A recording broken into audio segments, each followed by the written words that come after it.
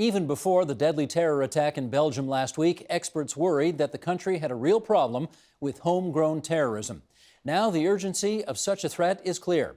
Joining us for what Canada can learn from Belgium to avoid similar perils, in Brussels, Belgium, via Skype, Jamil Javani. He's a visiting scholar at Osgoode Hall Law School and the founder of the Citizen Empowerment Project. And here in studio, Phil Gursky, author of The Threat from Within. He's a former strategic analyst at CSIS, the Canadian Security and Intelligence Service. Phil, good to have you on the program for the first time. It's nice to meet you. And Jamil, good to see you again. I do want to start with you, Jamil, because, well, you were there. You were in Brussels when this happened. What was that like? Well, I mean, to put it simply, it was sad. It was sad and it was somber. I think the entire city kind of almost felt like being at a big funeral. It was a really emotional experience for a lot of people. And I think it was a bit of a panic, I think, on two levels. One, on the level of, safety concerns that I think anyone would have. But two, also on what this will mean for kind of the future of Belgian politics. It's become increasingly divisive over the last few years. And I think there was a lot of fear in this city, especially among young people, that would get worse because of what happened. And I could see that kind of immediately among the people that I've been staying here with. When did you go to Brussels? I got here about 6 weeks ago. And why did you go?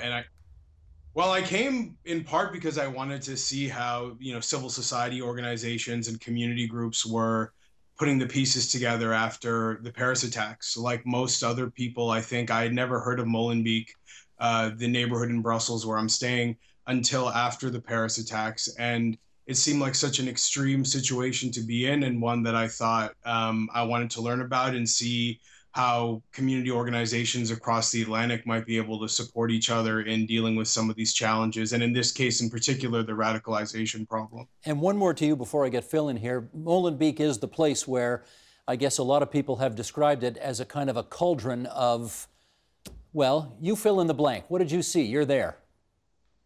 Well, I think the international perception of Molenbeek, and even the perception among other Belgians, is that it's a quote-unquote jihadi capital.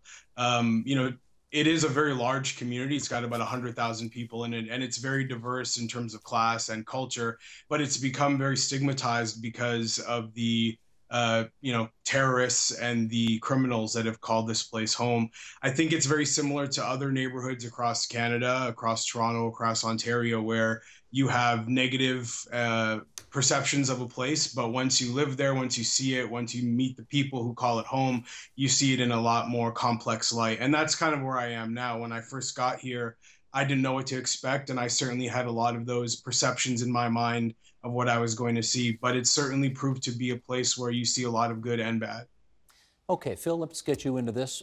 From your perch as a security analyst, when the events in Belgium unfolded, what was the first thing that went through your mind? Oh, no, not again. We've certainly seen a plethora of attacks in Paris. We ignore what happens in places like Istanbul and parts of the Middle East. And it's almost like a frustration on my part that we're going through this again. And why are we going through this again? I kind of know why. Bigger question is, what are we going to do about this? Okay, before we get to the bigger question, let's start with the why. Why is this happening over and over and over? Well, we've got a number of terrorist groups like Islamic State, like Daesh, actively plotting to get back at us. And they're getting back at us for all kinds of reasons. It's not just because we're sending CF-18s, or rather did send CF-18s to Iraq. They've got a program where they don't like us, and they want to kill us, and they hate us. And they're branching out from their Iraq, kind of Syria, I guess, hometown into places like Europe and other parts of Asia. Here is something that Doug Saunders wrote in the Globe and Mail back in January. I want to read it and get your thoughts. Ambitious immigrants, if they don't know they'll become citizens, won't invest in their communities, start legal businesses, put their kids in higher education, or enter the financial or political system. They'll be stranded. Whether we call them, quote, illegal aliens or, quote, temporary foreign workers, we're risking failed integration, not just for them, but for the wider community around them, if we put up barriers to citizenship, inclusion, voting, and economic participation. How much of that rings true for you? I think it rings true to a large extent in Europe. We've seen, as Jamil said, the failure in places like Belgium. We've got communities that don't feel Belgian. They don't feel European. We should note, though, that we do have problems here in Canada, but not to the extent they have in Europe. And the other thing that's really important is that those are problems. Integration is a problem or lack thereof. There's no necessarily correlation between not feeling part of a country and going on to become a violent extremist. Literature shows that that's not a simple equation. Have you seen, Jamil, the kind of barriers Doug was referring to in his article during the time that you've spent in Molenbeek? Absolutely. I mean, I think there's a number of policies that have been enacted in this country that make it hard for people of immigrant backgrounds to start businesses, hard for children of immigrant backgrounds to go to school. There's a lot of barriers here that I think have been introduced by the government, but then that also creates a bit of a cyclical problem where you also have people who want to isolate themselves, and they will willingly not want to participate in wider society because of fear that they will be stereotyped and discriminated against in the labor market or walking down the street. I mean, I've met young people here who are even nervous about their first job or the first time they might go to university because they don't know what it's going to be like to get on a subway and leave Molenbeek to see how other people view them and to feel that stigma from other people's eyes. So it's a two-way thing. It's certainly not just a policy problem, but a solution to it, I think, ultimately starts with policy and ultimately starts with knocking down some of those barriers that Doug Saunders refers to. Well, okay, fair enough. But Phil, how do you reach out to, I'm going to pick up on the second point that Jamil made. How do you reach out to a group of citizens who don't want to be reached out to? Oh, it's a huge problem, and we had similar problems when I worked for Public Safety Canada to try and create outreach programs. You got to do it slowly. You have to gain trust. You can't walk in and say, "Hi, I'm from the government. I want to talk about terrorism." That doesn't work very well. Okay. So you have to establish relationships with people who act as leaders, and the challenge there are self-styled leaders and there are real leaders. So it's sort of like a step-by-step process. Once you get that trust in place, or to an extent, you can start having the harder conversations. I'm going to ask you this next question because I know you speak 12 languages. In what language do you do that business? In the language of the community. Now, we're lucky enough here in Canada that the government, the civil service writ large, has all kinds of people from all around the world. So you can generally have law enforcement officers that maybe speak Arabic or speak Farsi or speak Urdu. We have civil servants do the same thing. So you have to deal with them in the language they're comfortable with. Most of them will not, or some of them won't speak English very well. They'll feel excluded from that perspective. I've seen that in my life as well. So you try to make it as comforting as possible by getting down to their level. What is the language, Jamil, of the streets of Molenbeek? There are, I guess, 3 official languages in Belgium. Are any of them used in Molenbeek? Yeah, I mean, French is the most widely spoken language here by a pretty wide margin because most people speak it in North Africa before they come here. So it's a pretty easy transition. Belgium's complicated, as you said, because they've got 3 languages. So that makes it hard if you're trying to go to other parts of the country. But I think in Brussels, if you're a French speaker, you're fine. Phil, talk to us about the different ways that you see Canada having integrated newcomers, presumably in a better, more effective way than the Belgians have, which may be why they're having more problems at the moment than we are. Okay, well, let's go back to first principles. We are a nation of immigrants for hundreds of years. My grandparents emigrated from Eastern Europe, around World War I. So it seems natural to us. We take in a quarter million immigrants a year. We're multicultural, multinational. I'm not sure we know what we've done right, but it's worked. It's not to say it's perfect. We'd certainly have problems, but I think Belgium and other parts of Western Europe see themselves as Belgians or as French or as Netherlands, and the immigration issue, if you will, is more of a post-World War II one. See, I get that for a Germany where there is a clear German, there is a clear German identity. There is a clear French identity. There is a clear British identity. What about Belgium? Belgium. I mean, I don't know that there is a clear Belgian identity, particularly, as Jamil says, it's a country with 3 official languages. So you might have thought they might have skated through some of that, but apparently not. And it's also a 19th century construct. It was only created in the 1820s, I believe. I mean, it'd be an interesting question. How does a Belgian say they're Belgian? We say, what's a Canadian, not American? What does a Belgian say to that answer? Are they European? Are they Christian? Are they Western? I don't know what the answer to that question would be. Jamil, can you help us with that? Well, I think it's hard to create one answer to that question because everybody would have a different reason why they feel like they're Canadian or Belgian or American or whatever the case. I think here a big part of it is imagining your future in this country. You had a generation of people who first came here in the 60s from North Africa who thought they were coming temporarily and were going to go back home. They were here to make money. And then their kids were born here and their kids were born here. And now you've got 4 generations of people from North Africa in Brussels, and they still don't imagine what their future can look like. And I think that's really the main challenge, is how do you create an environment where young kids from all backgrounds grow up thinking, this is a place where I imagine growing old, where I imagine being retired, where I imagine having a career. And that's I think the struggle that people are facing here. And it's one that, regardless of what language you speak, I think most Belgians who would maybe identify as white per se, or Wallonian or Flemish, they see their future in this country. And that's, I think, where you have the disconnect. What about, and I won't say going back to North Africa, because of course the second, third, and fourth generations never lived there, but if things seem so unwelcoming in Belgium, why have they stayed? Well, it's a tough situation, because I think what people realize is that we're all hybrids. And I've spoken to people who've thought about, wanting to go back to Morocco, and maybe they have, and realize quickly when they get there they're not Moroccan anymore either. And that's, I think, a thing a lot of people, especially in a country like Canada, can relate to, where we may go to our ancestral homeland and realize that being Canadian has really taken root in us a lot more than we expected.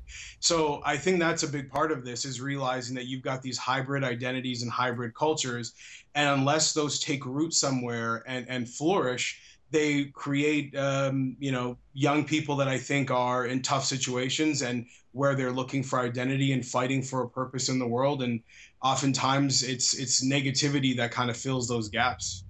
Phil, everybody in the Western world right now is looking for the magic formula of deradicalization. Do you know what it is?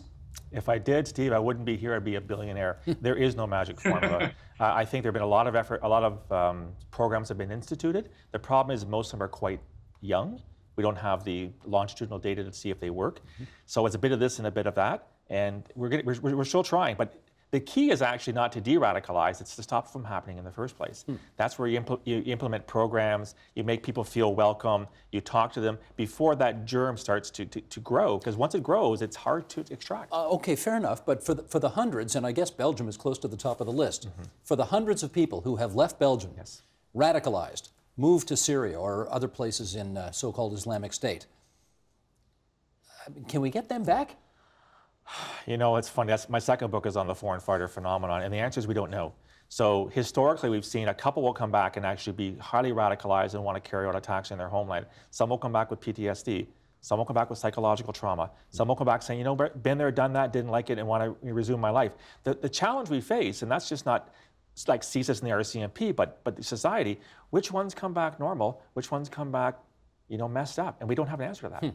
Because, Jamil, I guess there are two options here. Either we figure out how to de-radicalize the people who have been radicalized and now see themselves as having a piece of this fight, or we kill them. And, that's not a great option. So what do we do? Yeah. Well, I mean, I think what's happening here is we're starting to see an expertise develop. And, I don't know how far along it is yet. No one really knows where it's going, but there is definitely, because of the high concentration of this problem in Belgium, there are groups of people who are starting to figure out, what do you do in this situation, and what do you say to someone who's early on in the process of radicalization, and what do you say to someone who's much further along? It's growing, and I think the idea of it being a reactionary or proactive approach is an important distinction.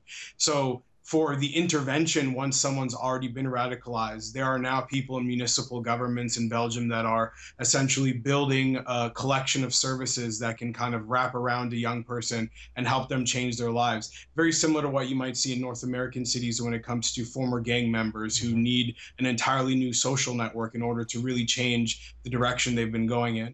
But on the proactive side, what I think people are realizing is you cannot alienate the people who are closest to the ground. And what's happened here here as youth workers and social workers and educators and people who are working with youth every day here have not had positive relationships with government officials, with law enforcement, with people who need to know how to reach youngsters. And that's slowly starting to change. And that's ultimately what brought me here in the first place, was to see what role can community groups play in this. And I think their role is starting to become more and more respected. The US government and the State Department recently brought a delegation to Belgium of civil society leaders to build those relationships with people in Belgium. And it's something that I think Canada should be doing and would be incredibly effective at, because I think those are the relationships that are going to be really key to helping solve this problem. And it's not a one size fits all solution. Certainly no one knows the answer, but I think engaging with people on the ground who are on the front lines working with youth is a really key part of this. Okay, pick up on that, Phil. Community groups, who else is responsible for making this happen? Well, as Jamil said, we have some great experiences here in Canada with programs that we've developed, so I think we can share with our European counterparts. But I do want to make a distinction here. Maybe the best we can hope for is not de-radicalization, but disengagement. Meaning what? De-radicalization is when you eject an ideology, you've changed your mindset. Hard to measure, right? It's not overt. Disengagement is when you change your behavior. You can monitor changes in behavior. As Jamil says, you stop hanging around the wrong crowd. You stop going to certain venues where you know radicalization is taking place. I was talking to a Belgian researcher just last week, actually. He was in Canada when the attacks took place. And he's working on a project in the Netherlands which aims at disengagement. And he says, I'm not sure I can de-radicalize you. I can help you disengage. Maybe that's where we have to go. But when you disengage, though, what's left? Well, unfortunately, you may in fact still have the vestiges of the ideology, which means that in the worst case scenario, in the perfect storm of circumstances, if you will, you can re-engage. But again, I'm not saying de-radicalization is impossible. Sounds like a bridge too far. Well, as an ex-intelligence guy, I can't hang my hat on that. So you're telling me that you've de-radicalized, so therefore Steve Paikin is no longer somebody of concern to me because you've ejected what you believed in before? Yeah. I can't tell that. You can't go there. I can't.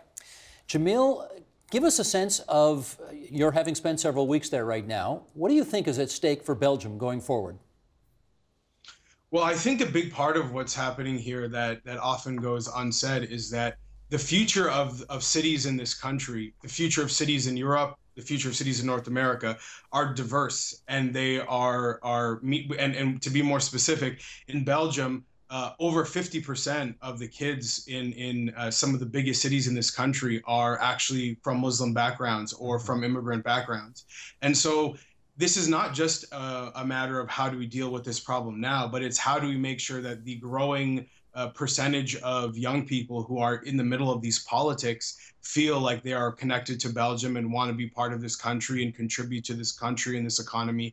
And more than making them feel that way, I think it's making this country open to their participation. So I look at this as a fight for the future. This is about, does the West have a future in the people who are going to be populating our cities? Or do we continue to walk on this path where I think, and this is where, despite Canada's good policies, we are part of this struggle in the sense that we don't want to look across the Atlantic and see a Europe that's fractured, because those are our allies. That's who we do business with. That's where we have our political history.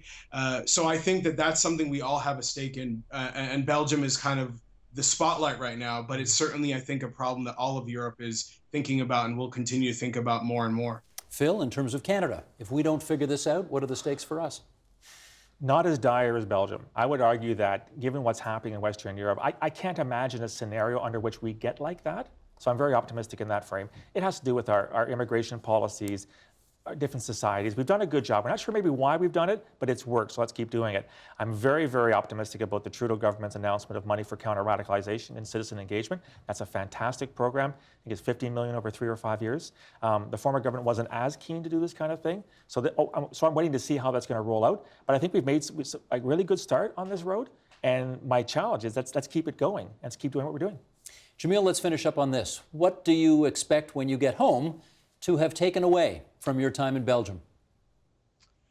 I think myself and like a lot of other Canadians, I think we often take for granted that we can be very, very critical of our country and that we don't have to necessarily fight for the status quo. But being here, it kind of feels like sometimes the status quo is actually on the line. And I think that there are implications that that has for us too. So we can say, yes, we have imperfections as a country, but even the progress we've made so far can be lost if we're not mindful of it. And that's where the engagement with civil society across different countries is really important to me, because I know I've seen lives every day back home changed through that. And I know that's an expertise that I think we can bring to the table in our relationships with other countries. And I think that that's a big part of what we need to do in order to make sure that the progress we've made and that the life that we have, we don't take it for granted and we're constantly protecting it. Because I think it's easy in a place like Canada to take that for granted. So I've been very appreciative of the opportunity, I think, to understand that, and also to see how much work needs to be done in order to make sure that we continue along the progressive path that we've been on, and that we don't kind of go fall into divisive politics or kind of divisive nationalism in order to make ourselves feel safe.